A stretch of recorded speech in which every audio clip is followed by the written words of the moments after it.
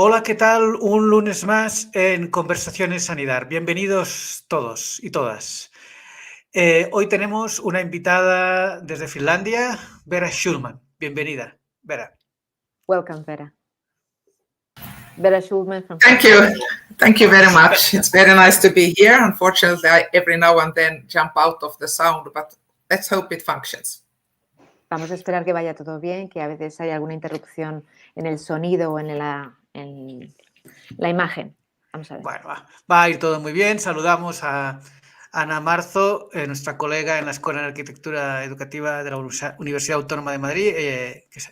Ana está en Madrid. Vera está en Espoo, al lado de Helsinki, y saludamos a Laura Munizaga, editora de Arca, que está en Buenos Aires. Y yo, Jorge Raedo, estoy en Bogotá. Bueno, os leo la pequeña nota sobre Vera Schulman. Es arquitecta finlandesa, nacida en marzo del 68. Es directora de una unidad del Departamento de Educación de la Alcaldía de Helsinki. Ha trabajado como diseñadora de proyectos arquitectónicos, como profesora de educación básica y en tareas administrativas que combinan arquitectura y aprendizaje. Actualmente dirige una unidad de la alcaldía para promover el diseño funcional basado en el usuario. Bueno, pues hoy es un lujo poder contar con Vera porque combina muy bien, es arquitecta, trabajó más de 10 años como profesora de primaria en colegios y hoy desde la alcaldía del Ayuntamiento de Helsinki construye con su equipo un puente entre el diálogo sector educativo y los arquitectos que diseñan nuevos colegios. So, entonces, entonces, por favor, Vera, si nos puedes explicar exactamente qué hacéis desde el Ayuntamiento de Helsinki, tu equipo, para crear este diálogo, por qué es tan importante el diálogo, el entendimiento entre el sector educativo y el sector de la arquitectura. So Jorge was introducing yourself and then asking why your team task is so important. Is this role in your team so important in communicating this gap maybe between education, maybe teachers and education services and the council, Helsinki's council in this case? Well, actually, the most important thing for us is to be sure that all the needs that are in the schools, for instance, in basic education, in the goals they have, that they get completely fulfilled in the way that the politicians want them to be. That means that the finances, for instance, that we have for educational surrounding get fulfilled, so that we don't do overly expensive buildings, but anyhow we get that kind of surroundings that are for sure the thing that makes it the most equal and possible way to have a good surrounding for the children to learn in, and of course for the personnel to work. Pues lo que está comentando es que realmente lo que hacen es asegurarse que las necesidades que presentan los colegios coinciden o están en línea con lo que pretenden también los políticos. Entonces, sobre todo a nivel económico, pues que asegurarse que no se hacen construcciones o centros educativos excesivamente caros, sino que se adaptan a las necesidades sin excederse a nivel en los presupuestos. Y asegurarse que hay una distribución igualitaria en todos los colegios que se van construyendo. Entonces, Vera, ponemos como un ejemplo ahora para construir un nuevo colegio en Helsinki. ¿Cómo empieza ese diálogo? ¿Cómo es ese diálogo para llegar al mejor colegio posible que se adapte a las necesidades pedagógicas? So could you describe, if you, for example, you have this case, no, you have to build a school, a new school. How do you begin? What are the different steps in this dialogue that is established between the council and the school? It's actually a process, and I will put it on so that you have a possibility to see. Unfortunately, it takes a minute. There you go. The complete process starts with, we have this 10-year construction program that the council decides over, which buildings should be built within the 10 next years. For that to function, or which projects are collected to that 10-year idea, is that in which shape and in what kind of the buildings, how they are doing, what buildings should be built before, where you build more, which needs renovation and all that. All that is done before, and after that the council decides on our proposition which building should be built in 10 years. But after that, we start this very big pedagogical co-working with the teachers, and that starts with the pedagogical plan, and which initiates the participation of spatial planning and provides support for development. And the teachers tell what they need. Do you need to translate in between and I continue? Or... Okay, fine, yes. Lo que está comentando, que el plan es a 10 años, entonces el ayuntamiento lo primero que hace es un plan y en esos 10 años se deciden o se analizan qué edificios tienen que construirse, qué edificios tienen que renovarse, dónde construir más densidad de edificios, dónde dejarlo menos denso. Y entonces cuando eso se tiene claro, comienza el proceso, bueno, la etapa pedagógica, ¿no? Donde se trabaja en cooperación, en equipo, con los profesores de esos colegios. Y los profesores deciden o les dicen qué necesidades tienen.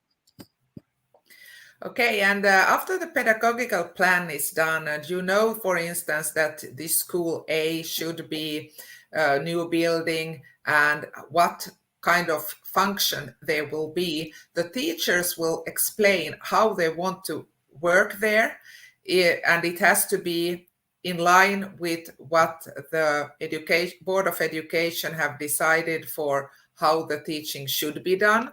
For instance, how much they should cooperate, the teachers together, how they should have inclusion for the pupils or not, or mostly in Helsinki, all children are included in the school closest by to them, and how they will function in that building. They will tell all of that to us, and after that we will take all those needs that they have lifted up and told us into consideration in how we make this spatial planning and combining it also, for instance, in what kind of construction the building needs, where on the lot the building can be put, and so on. We also discussed Vera, please. Maybe Anna can translate. Yeah. Yes. So yes, it was very interesting. So, lo que está comentando es que una vez que empieza esta etapa pedagógica de trabajo en equipo, los profesores les transmiten al equipo de Vera todas las necesidades que tienen, dónde quieren, qué tipo de alumnado, qué funciones, cómo van a trabajar.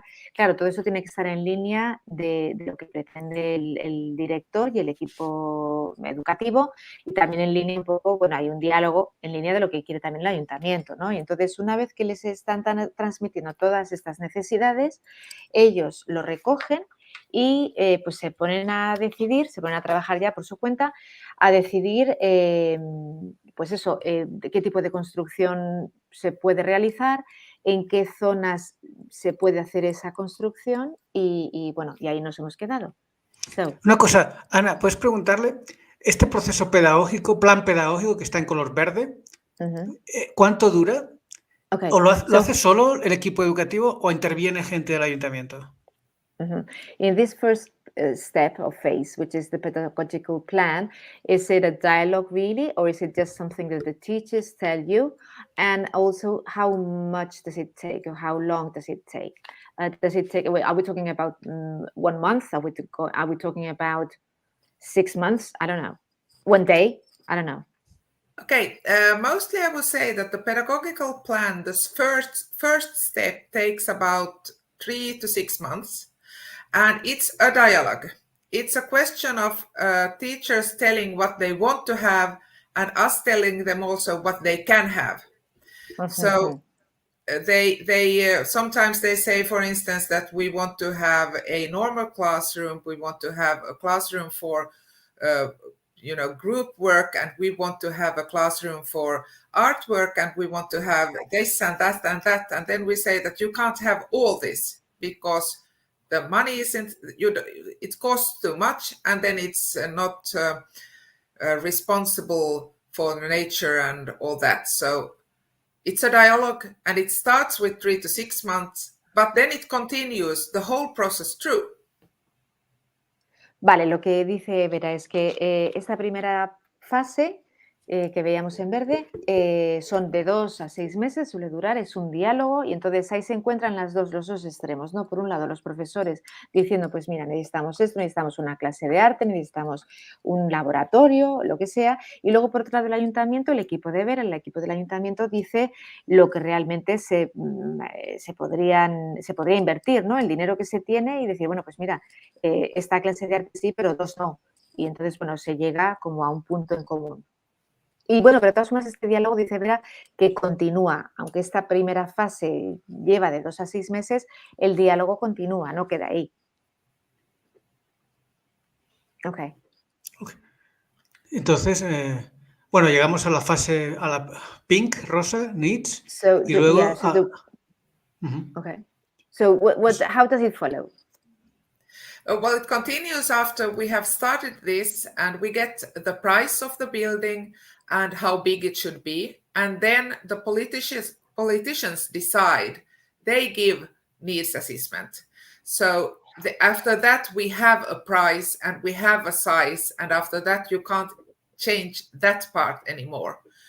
We can still, for instance, put walls in a slightly different places. We can change how the building looks a bit, but we can't make any differences in the size and the costs anymore. Bueno, pues una vez que llegan al acuerdo de, bueno, pues tenemos, estas son las necesidades, esto es lo que podemos ofreceros, llegan a una conclusión de precio, presupuesto y tamaño. Entonces, a partir de ahí, eso no se puede cambiar. Lo que es el presupuesto y el tamaño, sí que puede haber pequeños cambios de distribución, pequeños cambios a lo mejor de material, pero sin alterar ese presupuesto y ese tamaño. Go on. Yes. Okay. And if we continue after that quite a lot, the planning starts from bigger scale to smaller scale, and everything has all the time the pedagogics as a background. So you don't start with the idea an architect has, for instance. It's quite usual that the architects in the beginning, for instance, the architects we hire to design the buildings, or the city of Helsinki hire, they start to say that we want to have spaces that are fluent and nice together here, and I want to have this. We stop that and say, no, we should build buildings that are pedagogical, that support the children, that makes it easier for the teachers to function in them. Bueno, pues entonces, a partir de ahí que han decidido el presupuesto y el tamaño, lo que hacen es empiezan a diseñar siempre en diálogo con los profesores, con el equipo de educación, y van de gran escala a escala más pequeña, ¿no? Al detalle, y siempre continúan con este diálogo. Could you repeat this last part? You said that le estoy preguntando esta última parte que ha comentado. That last part you said that the last thing you said. Could you repeat it, please? You mean the architects that we hire? Did you? Yeah. Was it that one? Yeah, that they can have ideas that differ a lot from what the pedagogics need. So we have to put them to the way that we need, actually. What the pedagogics need, what the children need. We want the architects to understand that, not what they want to have beautiful spaces. Of course, we want to have beautiful, but it has to always be the pedagogics before. Bueno, pues claro, lo que hacen es contratan a un equipo de arquitectura, un estudio de arquitectura, y entonces, bueno, pues ellos ahora, la parte del ayuntamiento media entre lo que son los profesores y lo que es este estudio de arquitectura, porque muchas veces dice Vera que el arquitecto pues quiere hacer espacios fluidos, espacios pues muy interesantes y maravillosos, pero que a lo mejor se escapan de ese objetivo pedagógico que se ha estado debatiendo en los meses anteriores. Entonces, tratan de pues, mantenerles en track, ¿no? Mantenerles con los objetivos que se han pactado previamente. ¿No? No es que quieran un edificio feo, evidentemente, pero sí que intentan que el edificio se ajuste a las necesidades pedagógicas que se han estado discutiendo antes. And then if I have to continue even more and say that we check how well the pedagogics function with taking feedback, with having discussions later when the buildings are ready. So we really know what functions and what doesn't function in architectural terms. Y luego, más aún, una vez que el edificio está construido, se dedican a comprobar que esos objetivos pedagógicos que estaban debatiendo al principio en la parte teórica, digamos, del proceso, están funcionando cuando ya el edificio está construido. Y entonces, claro, pues tienen mucha información, porque claro, esto no lo acaban de hacer, llevan muchos años con ello, tienen mucha información de en qué partes funciona un edificio, un colegio y cómo no funciona. Laura, por favor, ¿puedes volver otra vez un momento a nuestras hermosas caras? Gracias. Vera, has dicho que son planes de 10 años del ayuntamiento, pero este proceso con un colegio, ¿cuánto podría durar? So you talk about, we have like this planning with the council that takes 10 years, but if we look like with a magnifying glass and we see this one school case, how long does it take, more or less? It takes about 5 to 7 years, but we can have it done in 1 year if it's very, very urgent. Very clear, very okay. Yeah, if there's some technical problems with the building, it can be done in 1 year, but otherwise 5 to 7 years. Bueno, pues entonces dice que ha preguntado Jorge lo que ha preguntado y entonces responde Vera que normalmente en lo que es un colegio, todo este proceso de diálogo y luego de intervención con el estudio de arquitectura y luego la construcción final suele llevar unos de 5 a 7 años. Otra cosa es que a lo mejor sea urgente la intervención en un colegio por motivos técnicos, por construcción o por lo que sea, y entonces pueden llegar a que esto se comprima y se lleve a cabo en un año. Pero lo normal es que sea más pausado, de 5 a 7 años. Entonces, si consideramos que hay como dos factores principales que definen a un nuevo colegio o la reforma de un centro escolar, que serían las particularidades pedagógicas, un proyecto pedagógico, que pueden ser muy distintos, eso es un factor como interno, y unos factores externos, que pues la localidad, la climatología, bueno, cada barrio es distinto. Estos dos factores, ¿cómo los trabajan?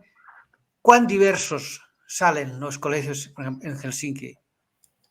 Okay, very open, very, very wide question in my opinion, which is factors that intervene in this process. So we have like the pedagogical factors, which is what the teachers decide that they need, which are like inside factors, and then exterior factors or factors that have to that are dealing with social environment, with type of society, neighborhood, or even climate in that specific place of the city. How they combine? How do you manage all these factors all together?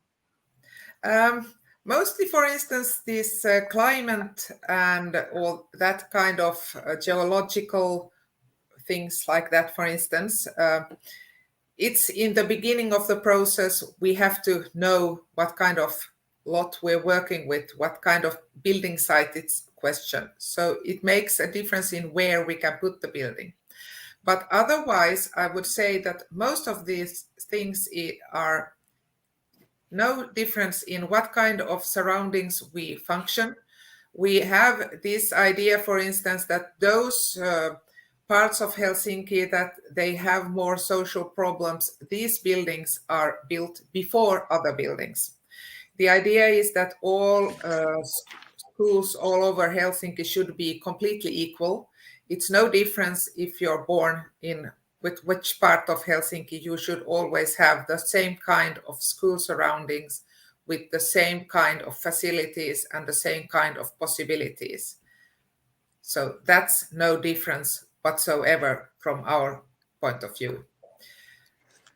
Bueno, pues lo que dice Vera es que básicamente el que determina un poco, se considera al principio, es un factor de clima, de climatología, y eso sí que al principio del proceso se decide, se mira a ver dónde se va a construir ese edificio, pero aparte de eso se sigue una línea de igualdad, ¿no?, en toda la ciudad. Entonces, da igual el tipo de barrio que se tenga, o da igual si es un barrio pues, que tiene más recursos económicos o menos, se persigue siempre los mismos criterios a la hora de construir un colegio. No hay diferencias en ese sentido. Incluso comenta que cuando se trata de un barrio más desfavorecido, se empieza antes a construir esos colegios con anterioridad en otros barrios.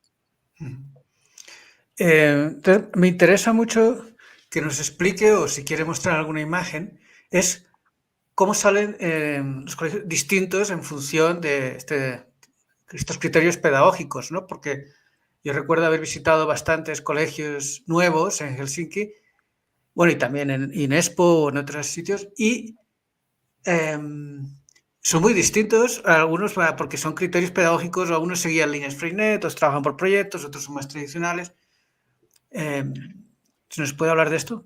So Jorge was saying that even though we looking like this line of equality in all the different parts of Helsinki, he has seen that depending on the methodology that's followed in the school, or depending on pedagogical objectives that the teachers are asking, that the result are different schools, different type of schools, different I don't know, results. So could you please explain how this comes out? How at the end we have like different types of buildings? We have different kind of buildings, but the elements are quite the same.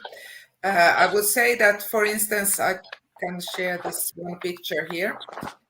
All spaces have good acoustics. All spaces need natural light.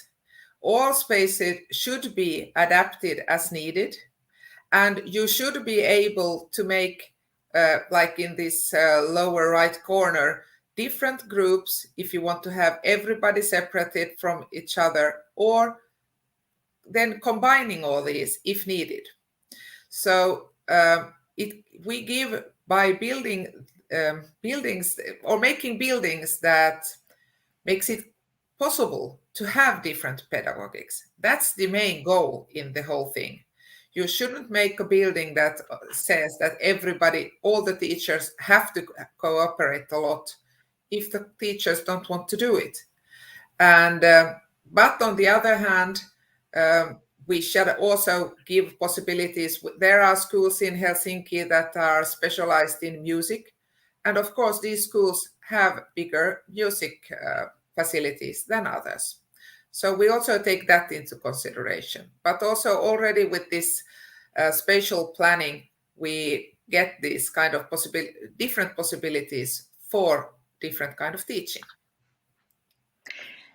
Bueno, pues dice Vera que realmente lo que sí que pretenden, pues que puede resultar que a lo mejor un edificio sale distinto a otro, pero lo que sí que está subyaciendo ahí es que todos los edificios tienen que tener una buena acústica, todos los edificios tienen que tener luz natural y todos los edificios tienen que ofrecer un espacio que permita o bien hacer grupos dentro de los alumnos o dentro de los profesores y dentro de las clases, o bien juntarles a todos. Es decir, no quieren hacer edificios que de alguna manera esto lo limite, ¿no? Que si se sigue una metodología concreta, obligues a todos los profesores a seguir esa metodología y entonces el espacio se construye o se diseña de esa manera, ¿no? Ellos no persiguen eso, permiten lo contrario, ¿no? Que se ofrezca una flexibilidad en el espacio que permita que se pueda perseguir cualquier tipo de metodología. Sí que es verdad que luego también tienen en cuenta, pues si por ejemplo hay un colegio que se especializa más en música, pues hacen ese colegio con las salas de música mayores, de mayor tamaño, a otro, ¿no? Que a lo mejor tiene otras necesidades.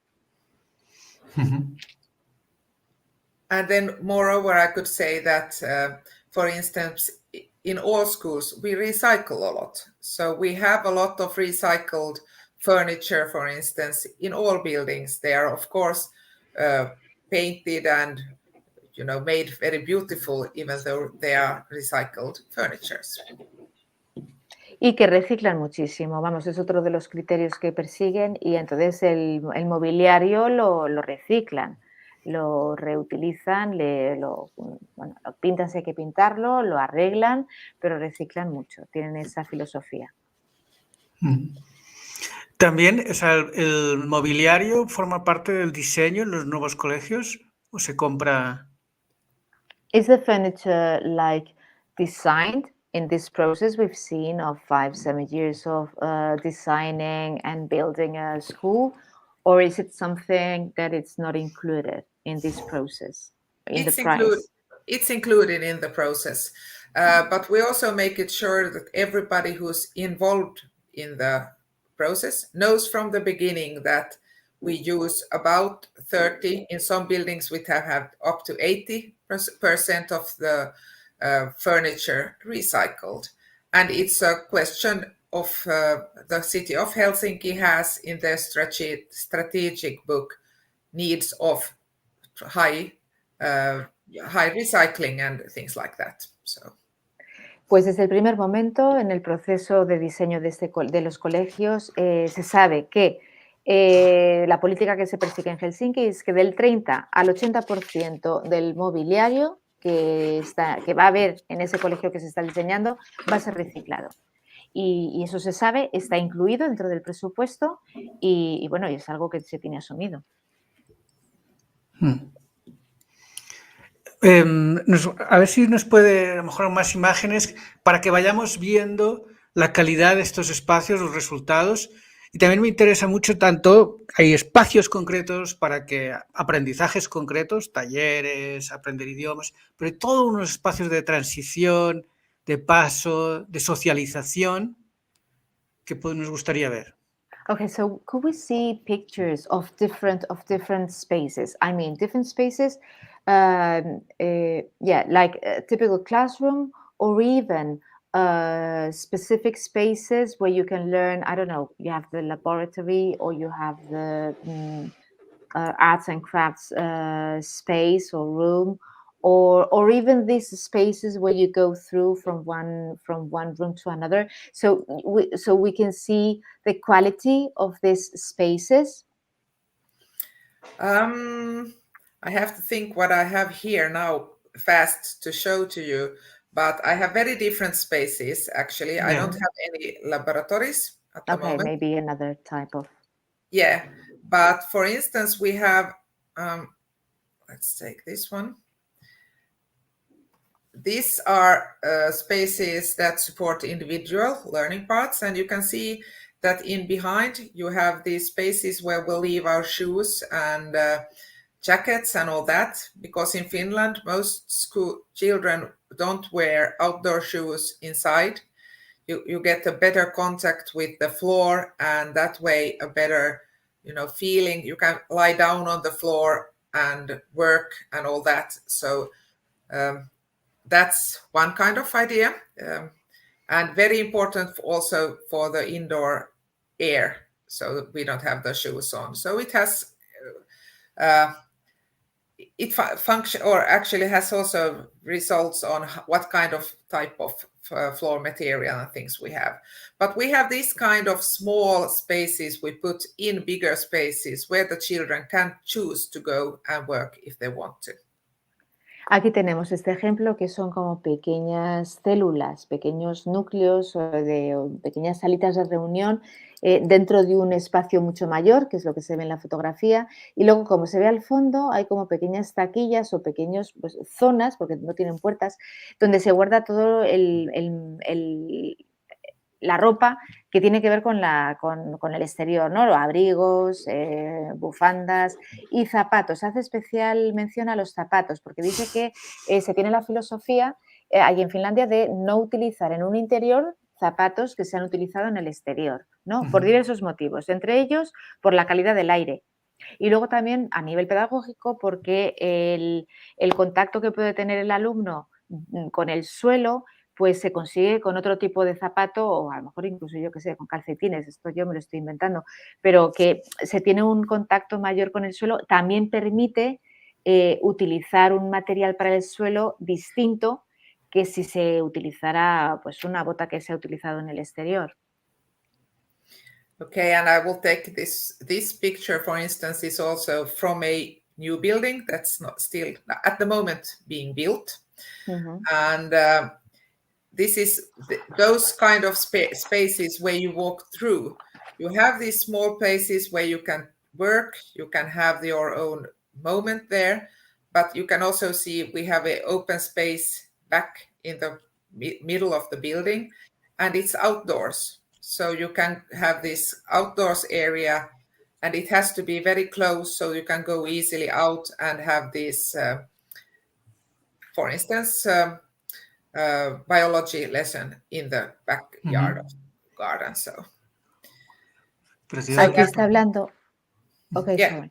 Aquí está hablando de este espacio que está como intersticial, ¿no? Que no es una clase en sí, sino que es un espacio de paso. Y entonces, pues eso, que estás a lo mejor por ese pasillo y te sientas a trabajar y realmente está volcado. Esto es un edificio que no está todavía construido, pero bueno, pues ahí vemos que estará en proceso. Y entonces lo que está está volcado a un espacio interior muy acotado. Se dice que los espacios interiores suelen estar muy acotados pues para que se pueda controlar un poco la meteorología, ¿no? En ese caso concreto era pues a lo mejor una sala de biología al exterior. And one more thing to say is also that in the city strategies of Helsinki city, we have as a goal that all groups should have education out in the city of Helsinki. That's very, very important for the equality. We have studies that show that children that have less fortunate economical backgrounds, they don't go to museums and theaters and things like that with their children, with their parents. So that's why they do it at school instead. So all children have the same possibilities to feel as an equal member in the city of Helsinki and an equal possibility to have same kind of cultural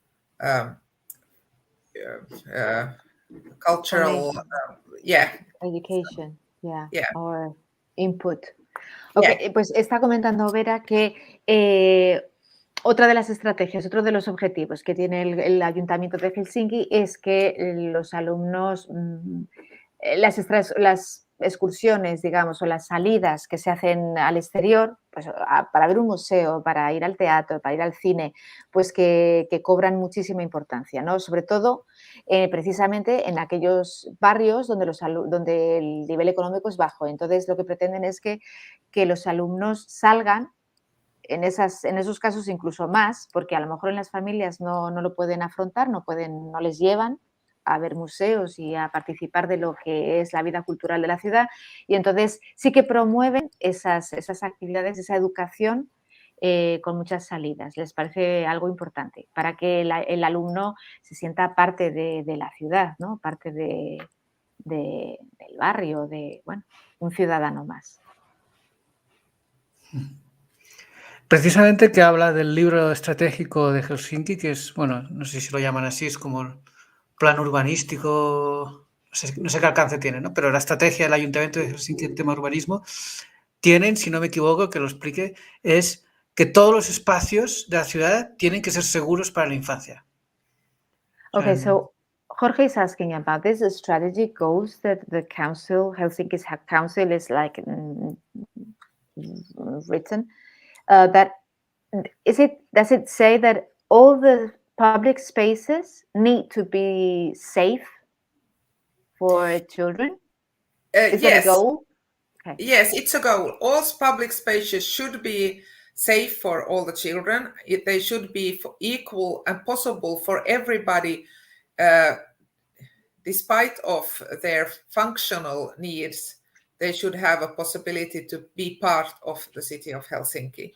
So it has, what kind of child or grown up you are, you should find a place that's your place and it's equal and for everybody possible to join and be a part of take part of the education and take part of the city of Helsinki. Pues efectivamente lo confirma, dice que sí, que es verdad, que todos los espacios, independientemente de la función que tengan, se diseñan para que sean seguros. Y entonces, pues que cualquier niño pueda ir a ese espacio y pueda formar parte y pueda participar de ello y pues eso, forma parte de su educación y bueno, es lo que persiguen, sí, es uno de los objetivos. And it's good to know, remember that all the school buildings are used also in the evenings by elderly people, for instance, in language courses or sewing courses or woodwork courses or something like that. They want to do in their spare time. So the buildings are really buildings that are used from the early morning until late evening. Y también destaca que los edificios, los espacios educativos, los colegios se utilizan tanto con función de colegio por la mañana para niños como para personas mayores por las tardes. Y entonces porque allí hacen cursos de idiomas, aprenden a hacer costura, hay mucha oferta. Y entonces, bueno, pues se concibe ese espacio educativo no solo para edades tempranas, sino para toda la población. Esto me interesa mucho, el funcionamiento, ¿no?, de la escuela, este edificio, este complejo educativo-cultural durante el máximo de horas posible durante el día. También, ¿no?, hay algunas que, claro, eso depende de la zona, que también tienen la biblioteca de todos, también es la del colegio o el teatro. ¿Nos puede hablar un poco de esto? Aunque tal vez en Helsinki esto, como es una red cultural muy fuerte, pero en otras ciudades más pequeñas esto está sucediendo. ¿Nos puede hablar?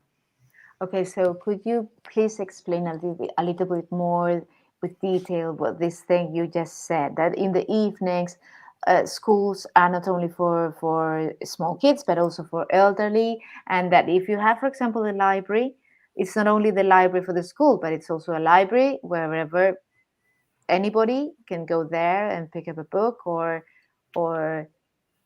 could you please explain how this is all managed and designed? Yes, so the school libraries out of this, but let's say that we have part of the school building is with a special, key system or key code system, and anybody has a possibility to book these spaces if they need them for their own use or for a course, or then there are some courses that are made in these spaces.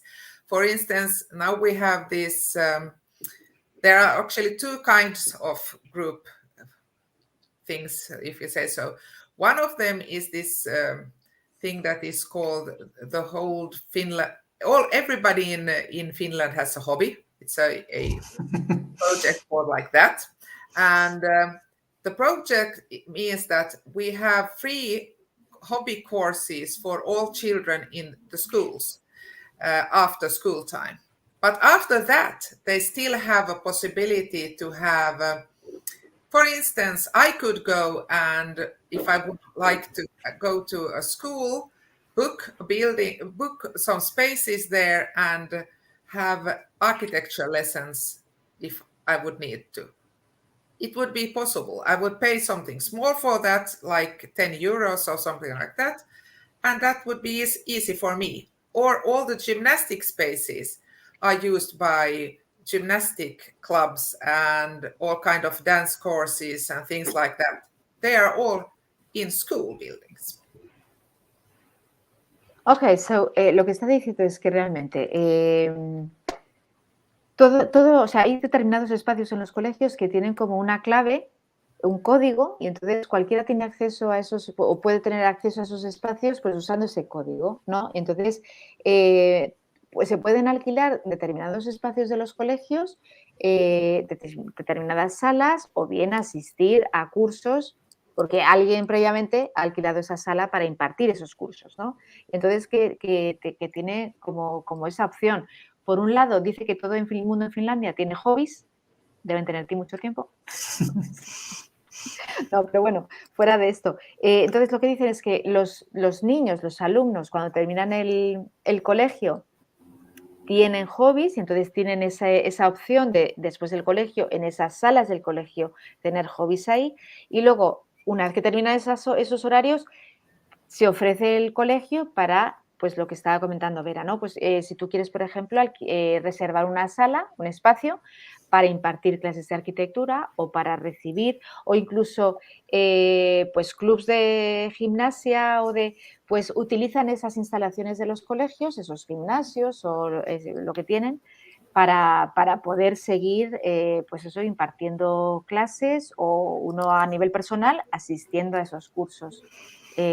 Pues para seguir desarrollándose personalmente, claro. Uh-huh. Y bueno, pero en el caso concreto, ¿hasta qué punto es importante? Bueno, se han dado casos, los he visto ya en Finlandia también, que de poner la biblioteca municipal o del barrio o el teatro, lo que sea, ahí con el colegio. Ha citado los gimnasios, pero ¿hasta qué punto es importante eso en Helsinki? Okay, so you've talked about the gymnastics, the gym space, that afterwards, after school, there are people that clubs or gymnastic clubs that use these facilities from schools. But libraries, what about libraries? Is it very frequent that, or why? Because Jorge has seen some cases, no? Why these libraries are like to get linked to the school? Is it something on purpose, or is it something just the result of something casual, or? It's actually on purpose. We put buildings or needs together, if we say so. We have buildings that can be like youth centers and schools and libraries, everything under the same roof, so that the spaces are more efficiently used. For instance, the youth center also uses the gym spaces, and then on the other hand, the school can use the library spaces. So all this is used together, but it has to be very, very good planned which spaces are open at what time, because in Finland we have a lot of, especially in Helsinki and Espoo, we have these libraries where you can walk into whenever you want to with your own library card. So between 6 o'clock in the morning and 10 o'clock in the evening, there's no personnel most of the time, but anybody can go in and lend a book. Okay. So you have even to be very good design of which spaces lock and which open towards the surroundings at what time. Pues dice Vera que claro, que sí que hay una tendencia y que se hace a propósito en que estos espacios estén comunicados y que realmente el uso eficiente de estos espacios, porque dice que claro, pero que eso hace que se tenga un diseño muy minucioso de los horarios, ¿no? De en qué momento, qué espacios, porque dice que claro, que por ejemplo en el caso de las bibliotecas, una persona puede ir desde las 6 de la mañana a la biblioteca, que a lo mejor es un uso compartido con un colegio, a coger un libro en préstamo o a devolverlo. Y entonces, claro, hay que decidir muy bien qué espacios están cerrados al público y qué espacios están abiertos y una persona puede libremente entrar y salir. Bueno, es un trabajo de coordinación Perdón, Jorge, quería preguntar, en línea con esto, si no hay ningún tipo de, a nivel de seguridad respecto a los niños, no hay, claro, me imagino que por eso dice que hay espacios en la biblioteca que están cerrados, porque me imagino que ese uso estará limitado a los alumnos. So I was asking, you mean that maybe in the library there are certain spaces that are locked because at that moment students, small kids are using that library, and maybe it's not safe that anybody can go inside that space whenever these small students are there, or is it another reason? Well, it's actually more, it's partly this. It's partly this. The library is open anyhow, and the teacher knows which group they're going there with. But the spaces, for instance, where the children change their clothes when they're going to gym or something like that, you can't have anybody to come in there because a lot of those problems. And of course, we can't have anybody with, if I go in with my library card to the library here next to where I live, I can't go in and stroll around in the school in the evening at 10 o'clock. I can't be possible for me to go anywhere but the library at that point because there's no personnel.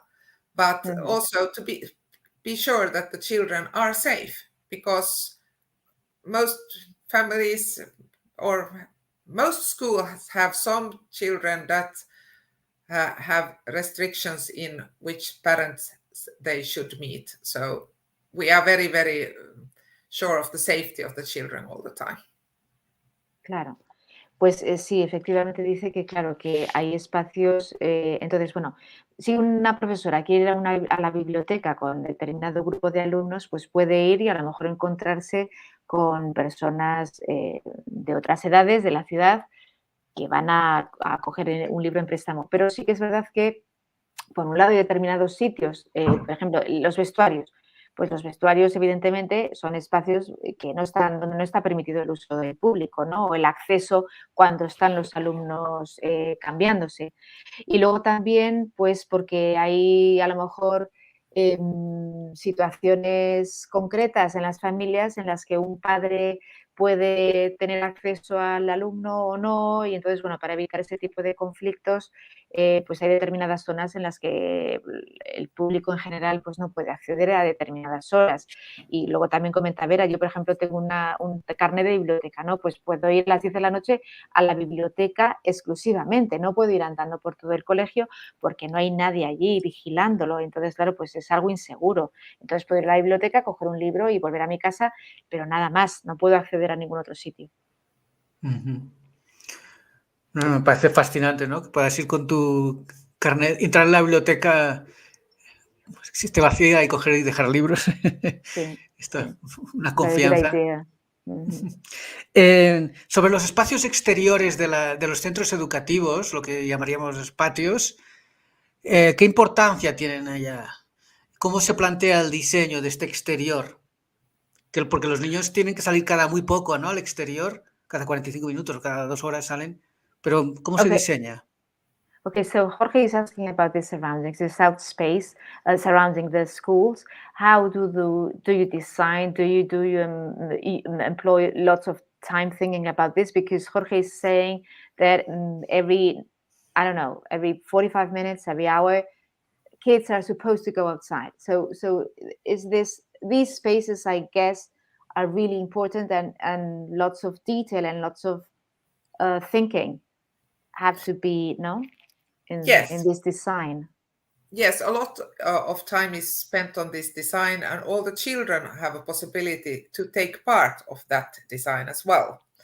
And it's two things I find that are the most important things with the outdoors surrounding is the outdoor surrounding itself, that you have the possibilities to be, to move, to play football, to be active, but also you have a possibility to take it easy if you feel like it. And you have always a possibility that you are part of something.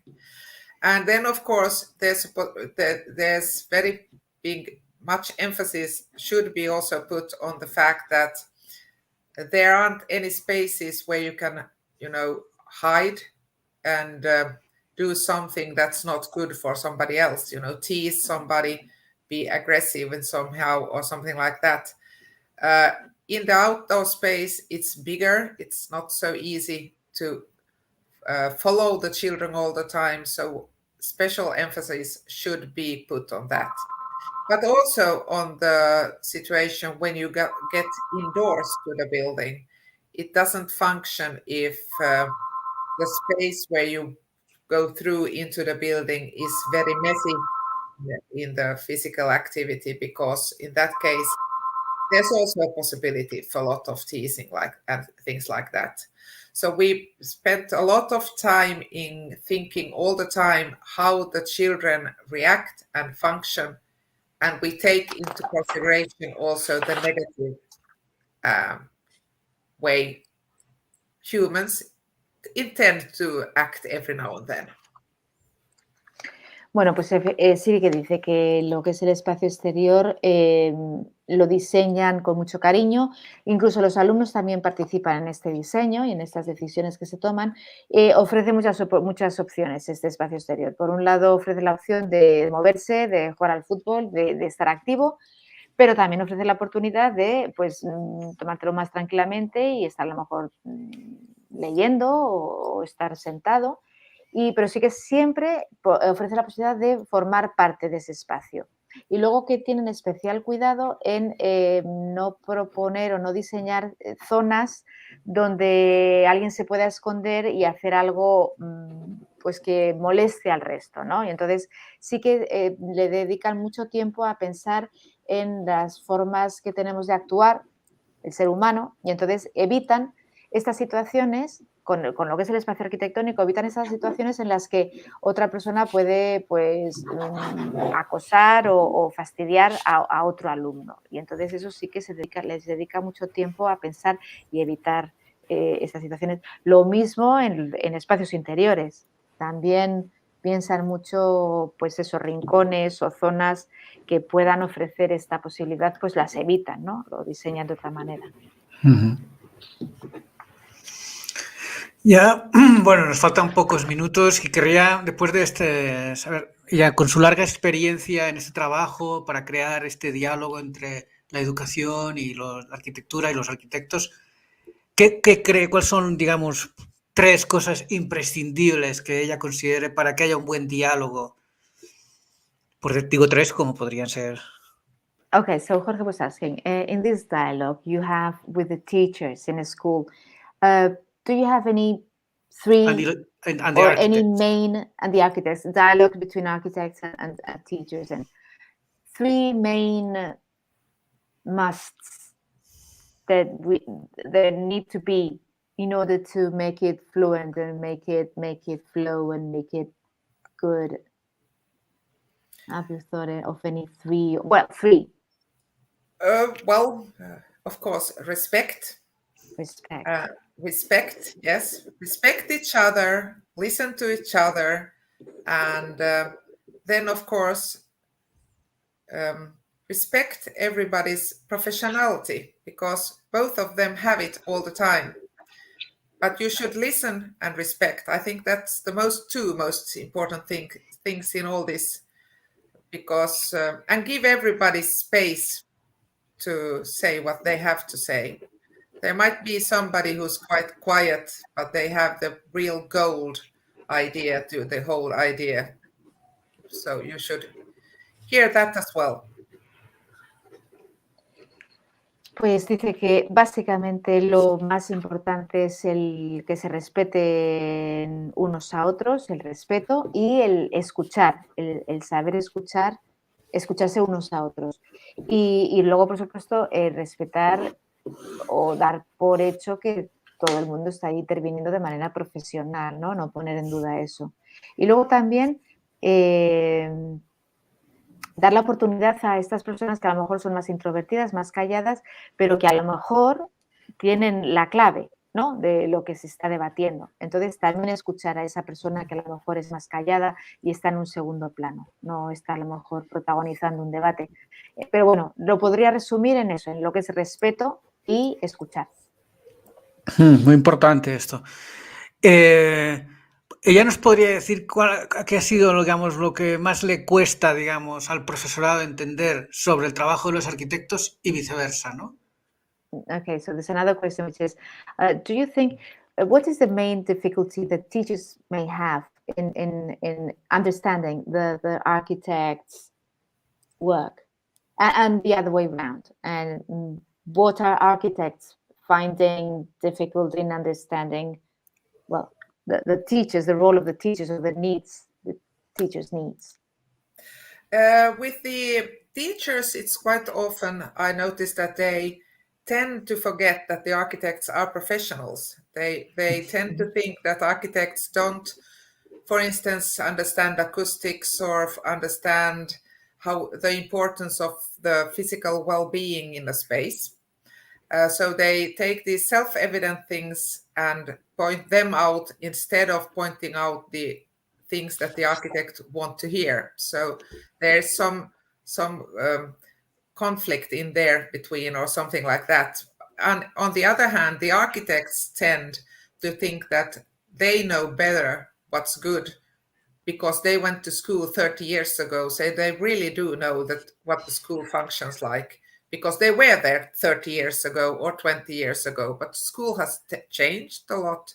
So they really should listen to each other. So that's the main problem, is that, like I said, you should respect, but they really don't easily do it. So yeah, that's, I think, the main problems in this. Pues dice Vera que lo que encuentra, la dificultad bueno, lo que los profesores les cuesta más entender es, o se olvidan, que realmente el arquitecto es un profesional de espacios, ¿no? Y entonces, pues que entiende, pues que cómo tiene que ser el espacio, cómo tiene que ser la climatización de ese espacio, la luz natural que necesita, pues ese tipo de cosas, de aspectos técnicos, pues el profesor olvida que un arquitecto es un profesional, ¿no? En eso. Y por el otro lado, los arquitectos también tienden a pensar que están en lo cierto y que saben mejor que nadie cuáles son las necesidades de ese colegio, ¿no? ¿Por qué? Pues porque han estado que han ido al colegio hace 20 o 30 años. Se olvidan que en esos 20 o 30 años pues ha habido una evolución, ha habido muchos cambios y que ahora pues la educación es de otra manera, ¿no? O, bueno, las necesidades son de otra manera. Y entonces dice que sí, que es verdad que eso es frecuente, como que sucede muy a menudo. Y por eso es importante el escucharse y el respetarse unos a otros. I really have had one architect I worked with who said that he knows everything because he has 5 children, and I don't think he knows everything that teachers, what they do. So that's a good example, for instance.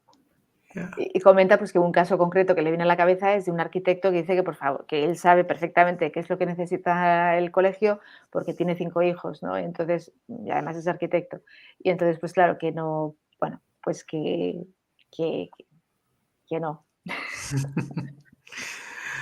Muy bien. Pues bueno, ya es casi ha pasado 1 hora casi, tenemos que dejarlo. Ha sido un lujo poder escuchar a Vera Schulman, arquitecta, que también ha sido profesora de primaria y que trabaja en el Ayuntamiento de Helsinki, creando el diálogo entre la arquitectura y la pedagogía para que salgan los mejores colegios posibles, ¿no? Todos sabemos que Finlandia es un referente mundial en educación y la infancia, y nada, pues ha sido un lujo. Okay, it's been a really, really, really pleasure and very interesting to hear your experience and your knowledge, because you've been like in all 3 different perspectives. You were an architect, you've been a teacher, and now you're like in the middle, like trying to make this work. So it's really, really very, very important what you've said, what you've told us, what you've shared with us. Thank you so much. Thank you very much.